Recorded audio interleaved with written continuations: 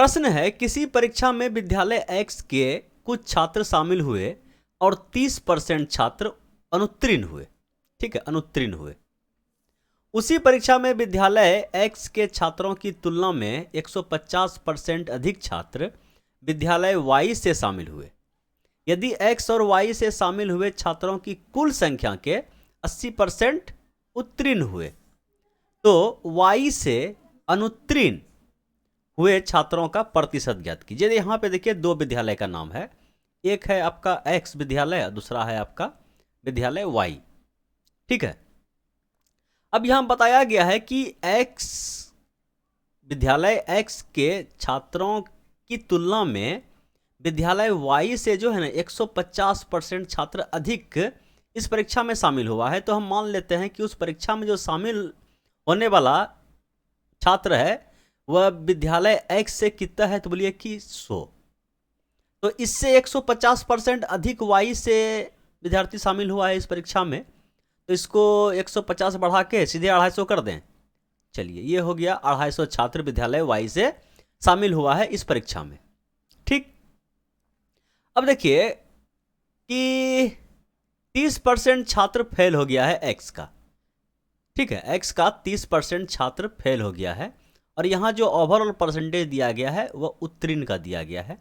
तो 30% छात्र अगर फेल हुआ है तो 70% छात्र क्या हुआ होगा, पास हुआ होगा। समझ पाए, 30% फेल हुआ X का तो 70% पास हुआ होगा और ओवरऑल 80% पास हुआ है। दोनों का मिला करके जो है यहाँ पे एलिगेशन लगाने वाले हैं, तो 80% छात्र टोटल का पास हुआ है। ठीक है, अब हम यहाँ पर से एलिगेशन लगाते हैं। ठीक है, एलिगेशन समझ पा रहे हैं, थोड़ा सा लकीर टेढ़ा हो गया है, बाकी तो आप भावनाओं को समझ पा रहे हैं। ठीक है, यहाँ से हम एलिगेशन लगाएं तो इधर का और यहाँ पर जो मैदान खाली है, यहाँ पर मैदान खाली है, यहाँ से एलिगेशन आपका इधर लग जाएगा। ठीक है, ये मैदान भी खाली है और ये मैदान भी आपका खाली है। ठीक है, आपको पता है कि यहाँ पर जो अनुपात आता है वह अनुपात कुछ इस टाइप से यहाँ आपके पास दिया गया है। ठीक है, ये संख्या यहाँ दिया गया है, इसको आप कटा लीजिए। बोले 50 से कट जाएगा, 50 दूना 100 और 50 पंचे 250। तो ये जो अनुपात है यहाँ पे आएगा ये 5 और ये 2 आपका यहाँ पे आएगा। समझ पाए, बोलिए हाँ। तो अब देखिए कि बड़ा में छोटा घटाइए तो इस टाइप से चलिए इधर से। ठीक है, कि 80 में 70 गया तो ये कितना हो गया, बोलिए कि 10। अगर ये 10 अनुपात 5 को दिखाता है, या समझिए कि 5 10 को दिखाता है, किसी टाइप से निकालिए, बातें किया जाएगा कि 5 जो संख्या है यह 10 को दिखाता है, कि हमको इस मैदान को भरना है ना।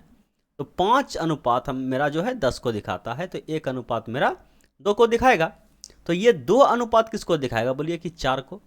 समझ पाए कि नीचे वाला जो है 5 किसको दिखा रहा है, बोले 10 को। यहाँ पे घटा के हम 10 लाए ना, तो ये 5 जो है 10 को दिखाता है, तो 1 2 को दिखा रहा है, तो उसी टाइप से 2 4 को दिखाएगा। समझ पाए कि नहीं समझ पाए, 2 किसको दिखाएगा, बोले 4 को। तो यहाँ पे हम 4 भर दिए। अब एक बार इधर से चल गए हैं तो एक बार आपको इधर से चलना पड़ेगा। कितना में 80 घटाइएगा जो 4 आ जाए, बोलिए कि 84 में। समझ पाइए, किस पे एलिगेशन लगाए थे, बोलिए कि 30% फेल हुआ था तो पास पे लगाए थे। तो X का 70% पास हुआ और Y का 84% पास हुआ। तो पूछा गया है कि Y से फेल हुए छात्रों का प्रतिशत। ठीक है, तो कितना परसेंट फेल हुआ है, बोले कि 84% यहाँ फेल हुआ है। समझ पाए, टोटल परसेंटेज पे लगाए ना, संख्या पे नहीं लगाए हैं, परसेंटेज पे लगाए हैं। तो 84 चला गया तो 16% क्या हुआ होगा, पास हुआ होगा। समझ पाए, पास नहीं अनुत्तीर्ण हुआ होगा, अनुत्तीर्ण पूछा गया है ना।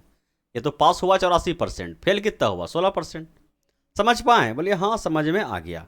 अगर इस टाइप के सवाल को समझने में आपको कहीं दिक्कत हो रहा है तो बहुत पहले हम इस टाइप का जितना भी क्वेश्चन होता है सभी को एक साथ करके, जितना भी रूल नियम निर्देश है सबको शामिल करते हुए एक प्रॉपर वीडियो बनाए हैं। आप उस वीडियो को नीचे दिए गए डिस्क्रिप्शन बॉक्स में देख करके उस वीडियो पे क्लिक करके डायरेक्ट आप उस वीडियो को देख सकते हैं, जिसमें कि हम टोटल डिटेल से वहाँ हम बताए हैं हर चीज़ को, प्रत्येक चीज़ को बिल्कुल बारीकी से नूनू बाबू की तरह। ठीक है, चलिए अब बढ़ते हैं अगले प्रश्न की ओर, और अगला प्रश्न ये रहा आपके स्क्रीन पे, इसको भी देख लिया जाए। बड़ा आसान प्रश्न है। रिसु अपनी आय का x% बचाती है। यदि उसकी आय में 26% की वृद्धि होती है और व्यय में 20% की वृद्धि होती है तो उसकी बचत में 50% की वृद्धि होती है। x का मान ज्ञात कीजिए। देखिए, सबसे पहले आप ये बताइए कि आय बराबर क्या होता है। सभी को पता है कि आय बराबर क्या होता है, कमाया। ऐसे समझिए कि आय बराबर क्या होता है, खर्च प्लस बचत। आदमी जो भी कमाएगा, ठीक है, आदमी जो भी कमाएगा तो सबसे पहले क्या करेगा, वह खर्च करेगा। और क्या करेगा, बोले बचत करेगा। समझ पाए कि खर्च और बचत को जोड़ दीजिएगा तो आय आ जाएगा। बोलिए बचत बराबर, तो बोलिए आय माइनस खर्च। खर्च बराबर तो आय माइनस बचत। ठीक है, समझ पाए। बोलिए हाँ, ये सब तो बहुत बारीकी के साथ चीज़ है, मामूली सा बात। बताया गया है कि रिसु अपनी आय का 100x% बचाती है। तो उसका मान लीजिए कि आय जो है क्या है, आय मान लीजिए कि रिसु का आय 100 रुपया रहा। ठीक, 100 रुपया रहा। और तो ये खर्च कितना करेगा, समझिएगा कि ये खर्च क्या करेगा। जब कमाया है तो खर्च भी करेगा। खर्च करने के बाद अगर हम आय में खर्च घटा देंगे तो ये आ जाएगा आपका बचत। आएगा ना, बोले हाँ बचत आ जाएगा। और दिया गया है कि रिसु अपनी आय का x% बचाती है। अगर 100 का x% निकाला जाए तो x ही आएगा। ठीक है, बचत इसका आ गया x%। तो अगर हम यहाँ से खर्च निकालें तो आय माइनस बचत, तो खर्च निकल जाएगा। तो खर्च इस हिसाब से कितना आ गया, बोलिए कि 100 माइनस x। समझ पाए। बोलिए, बड़ा सिंपल सा फॉर्मूला है यहाँ पे। इन दोनों को जोड़िएगा तो 100 आ जाएगा। कोई दिक्कत, बोले कोई दिक्कत नहीं। क्योंकि आय को हम 100 रुपया माने हैं तो परसेंटेज निकालने में क्या हो गया, हमको सुविधा हो गया, फटाफट हम काम सलटा दिए। फिर बताया गया है यदि उसकी आय में 26% की वृद्धि हो जाए। आय उसका 100 था, इसमें 26% का वृद्धि हो गया तो नया आय इसका कितना हो गया, बोलिए 126 रुपया। ठीक है, और व्यय में 20% की वृद्धि हुई। मतलब व्यय मतलब क्या, खर्च में 20% का वृद्धि हुआ। पहले उसका खर्च इतना था, इसमें अगर 20% का वृद्धि हो जाए तो 20% बढ़ाने के बाद क्या हो जाएगा, 120%। और ये पॉइंट पॉइंट कट गया और ये जो ई उड़ेगा यहाँ पे आ जाएगा 1.2। समझ पाए कि नहीं समझ पाए, बोले एकदम समझ में आ रहा है। ठीक है, कि 20% वृद्धि का मतलब क्या है, उस संख्या को 1.2 से गुना कर दीजिए। तो इसमें हम 20% बढ़ा के ओवरऑल 120% का वैल्यू हम यहाँ पे निकालने वाले हैं। तो बोला जाए कि एक स्टेप लिख दें क्या, चलिए लिख देते हैं। 100 माइनस एक्स इसका क्या था, पहले का खर्च, और इसमें जो है 1.2 का क्या हो गया, वृद्धि हो गया, तो नया खर्च इसका ये हुआ। अगर हम इसमें इसको घटा दें, आय में खर्च घटा दें तो क्या निकलेगा, बचत। बताया है कि उसकी बचत 50% की वृद्धि हो जाती है। ठीक है, बचत क्या था, x था, और इसमें 50% का वृद्धि हो गया। तो बोलिए कि 50% बढ़ाइएगा तो कितना हो जाएगा, बोलिए कि पहले इसका x था। समझ पाएंगे ना, इसमें 150% बढ़ा दीजिएगा। 50 बढ़ा और 100 जो जोड़ दिया, समझ पा रहे हैं कि नहीं समझ पा रहे हैं कि ये जो 100 हम जोड़ दिए तो ये बढ़ा हुआ वैल्यू आ जाता है। तो 2 अंक यहाँ पे आ जाएगा। समझ पाएँ कि 1.5x हो जाएगा। ये हो गया आपका 1.5x। यहाँ तक समझने में किसी को कोई दिक्कत तकलीफ परेशानी नहीं होना चाहिए। अगर यहाँ भी दिक्कत तकलीफ परेशानी हो रहा है तो आप कमेंट कीजिए, इससे भी लो लेवल में हम बताने के लिए तैयार हैं। ठीक है, चलिए, अब आपको पता है कि आय बराबर क्या होता है, कि खर्च प्लस बचत। इन दोनों को जोड़ दीजिए, जोड़ने से पहले गुना कर दीजिए। गुना करने का मतलब क्या हो गया कि ये गुना होगा तो 120 हो गया, 120 और माइनस का 1.2x, और इसको जोड़ रहे हैं, इन दोनों को जोड़ रहे हैं, और प्लस का हो गया आपका 1.5x।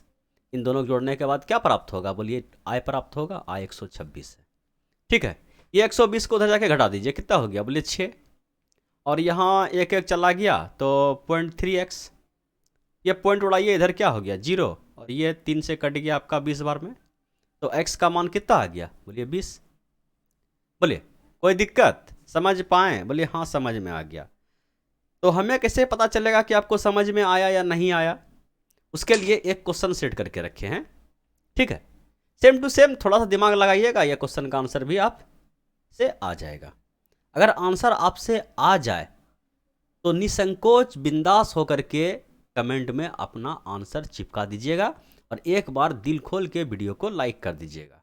यही था भैया आज का लास्ट क्वेश्चन। Thank you.